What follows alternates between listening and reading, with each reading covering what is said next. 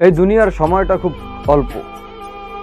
এই অল্প সময়ে আমরা আমাদের জীবনটাকে কত সুন্দর রঙিন রঙিন স্বপ্নে সাজাই, কত সুন্দর মায়া, কত সুন্দর ভালোবাসা, কত কিছু কল্পনায় জল্পনায় রেখে আমরা এই দুনিয়াটাকে গড়ে তুলতে চাই। কত কিছু ভেবে নিয়েছি ভবিষ্যতের জন্য, কতভাবে আমরা চাই ভবিষ্যতে একটা সফলতা আসুক, ভবিষ্যতে সুন্দর একটা জীবন আসুক, আমাদের ভবিষ্যৎটা কিভাবে উজ্জ্বল করা যায়, এই দুনিয়ায় কিভাবে শান্তিতে সুখে কিভাবে স্বাচ্ছন্দ্যে থাকা যায়, সেই চেষ্টায় আমাদের জীবনটা আমরা বিলীন করে দিচ্ছি, আমাদের এই হায়াতটা আমরা নষ্ট করে দিচ্ছি। আমাদের সাময়িক সময়ে আমরা কিভাবে যে এই এত বড় দুনিয়ার প্রতি ভালোবাসা, এত বেশি মহব্বত আমরা তৈরি করে ফেলেছি এই দুনিয়ার প্রতি, এই দুনিয়ার প্রতি এত বেশি আকৃষ্ট হয়ে গেছি, তা কল্পনার বাইরে।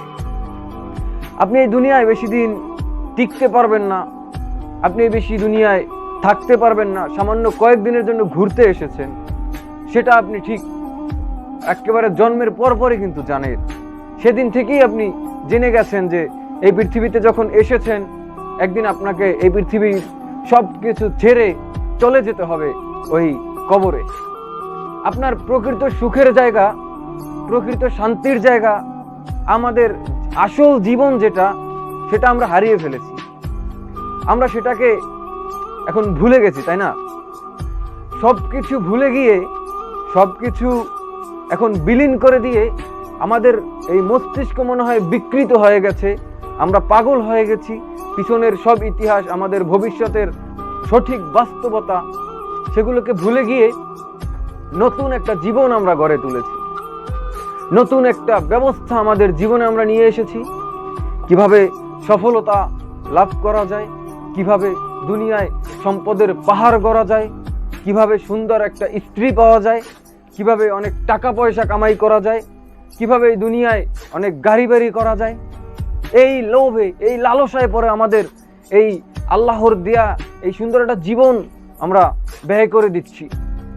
আল্লাহর কোনো আইন পালন করছি না, আল্লাহর কোনো দিন পালন করছি না, আল্লাহর কোনো রাস্তায় আমরা দান সদকা করছি না।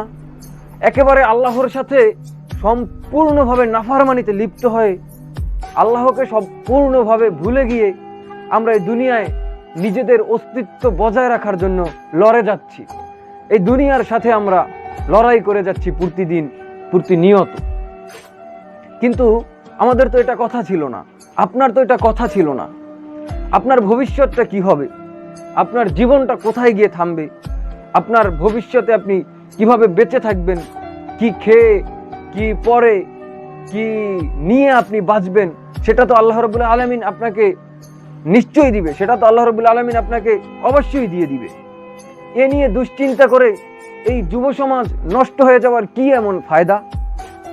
এই ভবিষ্যৎ নিয়ে টেনশন করে এই যুব সমাজটা, এই সমাজটা, দেশটা ধ্বংস হয়ে যাওয়ায় কি এমন লাভ আছে? ভবিষ্যৎ যা হবে তা তো অবশ্যই সুন্দরই হবে। আল্লাহ কি তার বান্দাকে, আল্লাহ কি তার এই প্রিয় বান্দাকে কখনো কোনো অশান্তি, কখনো কোনো খারাপ কিছু, কখনো কোনো অন্যায় কিছু দিবেন? আপনার ভালোর জন্যই তো সব কিছু দিবে, আপনার সুখের জন্য সব কিছু দিবে, আপনার শান্তির জন্য সব কিছু দিবে।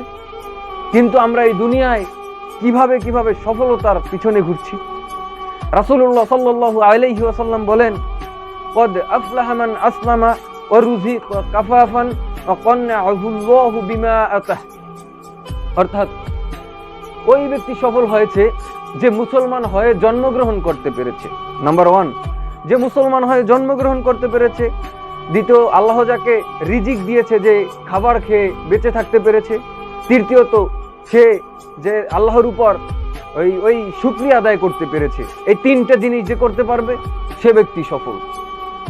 আমরা এখন প্রতিনিয়ত যত বেশি পাচ্ছি আমাদের জীবনে শান্তি, সুখ, স্বাচ্ছন্দ্য, যাই আমরা পাচ্ছি, আমাদের জীবনটা আমরা কি করছি, আরো বেশি চাই, আরো বেশি যেন পাই, আরো বেশি লাগবে, এই আশায়, এই আকাঙ্ক্ষায়, এই স্বপ্নে আমরা আমাদের জীবনটাকে বিলীন করে দিয়েছি। এই স্বপ্নে আমাদের সময়টাকে আমরা বিলীন করে দিয়েছি। কিন্তু রাসূলুল্লাহ সাল্লাল্লাহু আলাইহি ওয়াসাল্লাম বলেছেন যে মুসলিম হতে পেরেছো, এটাই তো তোমার জীবনের বড় সফলতা। এটাই তো এই হাদিস দ্বারা বোঝা যায়। আমরা মুসলিম হয়ে জন্মগ্রহণ করেছি, আমরা মুসলিম হয়ে এই পৃথিবীতে আসতে পেরেছি, এর থেকে বড় সফলতা আর কি আছে? তারপরে আমাদের নিয়মিত খাবার চলে, আমাদের আল্লাহ রিজিক দিয়েছেন, পানি দিয়েছেন, ভাত দিয়েছেন, কত না ফল ফ্রুটস দিয়েছেন, কত ভেজিটেবল আমরা খাই, কত বেভারেজ আমরা খাই, কত কিছু আমাদের জীবনে আল্লাহ রাব্বুল আলামিন রহমত স্বরূপ প্রেরণ করেছেন। এটা কি আমাদের জীবনের সফলতা নয়? তারপর আমরা যদি নিজেরা আল্লাহর শুকরিয়া আদায় করতে পারি, আল্লাহর শুকর গুজারি করতে পারি, আল্লাহর প্রতি ভরসা রেখে পরবর্তী জীবনটা আমাদের এমনিতেই কেটে যাবে ইনশাল্লাহ। ইনশাআল্লাহ তাআলা এটা আমাদের ভাবনার কিছু নাই, আমাদের চিন্তা চেতনার কিছু নাই, আমাদের লোভের কিছু নাই। এই সফলতাটা আমাদের চেয়ে চিনতে, আমাদের জোর করে আনার কোনো সিস্টেম নেই। এটা আল্লাহ যা দিবেন তা অলরেডি আমাদের তকদিরে প্রস্তুত করা হয়ে গেছে। দোয়ার জন্য সাময়িক সময়, দোয়ার জন্য মাঝে মাঝে তকদির পরিবর্তন হয়, সেটা আল্লাহর কাছে দোয়া করতে হবে, আল্লাহর কাছে চাইতে হবে। কিন্তু তার মানে এই নয় যে আপনি দুনিয়ার পিছনে ছুটবেন, দুনিয়াকে খুঁজবেন, সম্পদের পাহাড় গড়ার জন্য এই পৃথিবীতে আপনি যুদ্ধ করে যাবেন, আপনার সময়টাকে আপনি কাটিয়ে দেবেন এই দুনিয়ার জন্য। আপনি আল্লাহর দ্বীনকে, আল্লাহর আইনকে, আল্লাহর ইসলামকে ভুলে গিয়ে, দূরে গিয়ে, আপনি একজন যুবক মানুষ, আপনার এত শক্তি থাকার পরেও আপনি সেই ইসলাম থেকে দূরে চলে গিয়ে আপনি নিজের সফলতাকে খুঁজে নিচ্ছেন। রাসূলুল্লাহ সাল্লাল্লাহু আলাইহি সাল্লাম বলেছেন, হুজিবাতুন নার বিশহাওয়াত ওয়া হুজিবাতুল জান্নাহ বিল মাকার। অর্থাৎ জান্নাতকে কষ্ট দ্বারা আবৃত করে দেওয়া হয়েছে এবং জাহান্নামকে লোভ লালসা শাহওয়াত দ্বারা, কামনা বাসনা দ্বারা আবৃত করে দেওয়া হয়েছে। হুজিবাতুন নার বিশহাওয়াত, জান্নাতে আর জাহান্নামে আমাদের জীবনের একটা শান্তি এবং এই সুখ এবং কষ্টের একটা বিষয় আছে। এই দুনিয়ায় বসে, এই দুনিয়ায় বসে আপনি কি করবেন সেটা আপনাকে বলা হয়েছে। আপনি যদি দুনিয়ায় লোভ লালসা স্বাচ্ছন্দ্যে এই কামনা বাসনার পিছনে ছুটতে থাকেন, ঘোড়ার পালের মতন আপনি যদি দৌড়াতে থাকেন, তাহলে একদিন আপনাকে ওই জাহান্নামে চলে যেতে হবে। আপনাকে ওই জাহান্নামের জন্য প্রস্তুত করে ওই শয়তান কিন্তু দিয়ে দিয়েছে। তাহলে কিন্তু আপনাকে তৈরি হতে হবে এই দুনিয়ায় কষ্ট ক্লেশ নিয়ে, শরীরের এই মানসিক সবকিছু আল্লাহর জন্য প্রস্তুত করে দিয়ে, নিজের জীবনটাকে আল্লাহর জন্য তৈরি করে দিয়ে আপনি যেভাবে ইচ্ছা সেভাবে না চলে আল্লাহর আইনে চলে, তাহলে আপনার জীবনটা হবে ওই জান্নাতের জন্য। অর্থাৎ এই কথা দ্বারা এই বুঝাতে চেয়েছি যে দুনিয়ায় যে টাকা পয়সা, অর্থ সম্পদ, এই দুনিয়াবি সফলতার জন্য ভালো চাকরি, ভালো গাড়ি, ভালো বাড়ি, ভালো নারীর পিছনে ছুটবে, তাদের এই লোভ লালসার কারণে, তাদের এই শাহওয়াত, এই কামনা বাসনার কারণে, দুনিয়ার এই মায়ার কারণে তাদেরকে জাহান্নামে যেতে হবে। আর যারা এই দুনিয়ায় কষ্ট ক্লেশ করে আল্লাহর আইন কানুন মেনে, আল্লাহর দ্বীনের বিষয়, আল্লাহর রাসূলের আদর্শে নিজের জীবনটা গড়ে, নিজের জীবনের সুখ স্বাচ্ছন্দ্যকে বিলীন করে দিয়ে এই দুনিয়া থেকে যে বিদায় নিবে, সে প্রকৃতপক্ষে ওই জাহান্নামে না গিয়ে জান্নাতের জন্য নিজেকে তৈরি করে রেখেছে। এখন এই দুইটা বিষয়ের মধ্যে এখন পার্থক্যটা হলো আপনার কাছে। আমাদের জীবনটা সফলতার জন্য প্রস্তুত করা এত সোজা না। আমাদের রাসূলুল্লাহ সাল্লাল্লাহু আলাইহি সাল্লামের ওই হাদিস অনুযায়ী এটাই আমাদের জীবনের সবথেকে বড় সফলতা। বাকি আমাদের ভাগ্যে যা আছে, তকদিরে যা আছে, তা একদিন ঠিকই পেয়ে যাব। আমাদেরকে এই আল্লাহর ইবাদত করার জন্য, আমাদেরকে আল্লাহর আইন প্রতিষ্ঠার জন্য এই পৃথিবীতে তৈরি করা হয়েছে।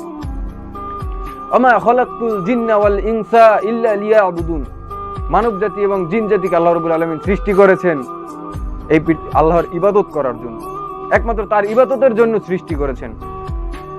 আমাদের এই মানব জাতিকে তার ইবাদত করার বাহিরে আর কোনো কাজ নেই, আর কোনো চাওয়া নেই, আর কোনো পাওয়া নেই। আমাদের একটা চাওয়া, একটা পাওয়া, আল্লাহর ইবাদত করতে হবে। এটাই আল্লাহ আমাদেরকে, এজন্যই আমাদেরকে এই পৃথিবীতে সৃষ্টি করেছেন। আমাদের জীবনের এই প্রতিটা সময়, এই প্রতিটা জীবন, প্রতিটা মুহূর্ত আমরা যদি এই আল্লাহর রাস্তায় ব্যয় করতে পারি, তাহলেই এটাই বড় সফলতা। এর বাইরে কোনো সফলতা নাই। কোশ্চিন কালেও আপনি এই দুনিয়াবি কোনো কাজকর্মে, দুনিয়াবি কোনো জায়গায় সময় ব্যয় করে আপনি সফল হতে পারবেন না। সফলতা লাভ করতে পারবেন না। এটাই একমাত্র পথ, যেটা ইসলাম। এটার মাধ্যমে, এটার কারণে আপনার একটা ফায়দা আসবে, সেটা হলো জান্নাত, আল্লাহর ভালোবাসা, আল্লাহর রাসূলের ভালোবাসা, আল্লাহর রাসূলের নৈকট্য লাভ, আল্লাহর কাছে প্রিয় বান্দা হয়ে যাওয়া।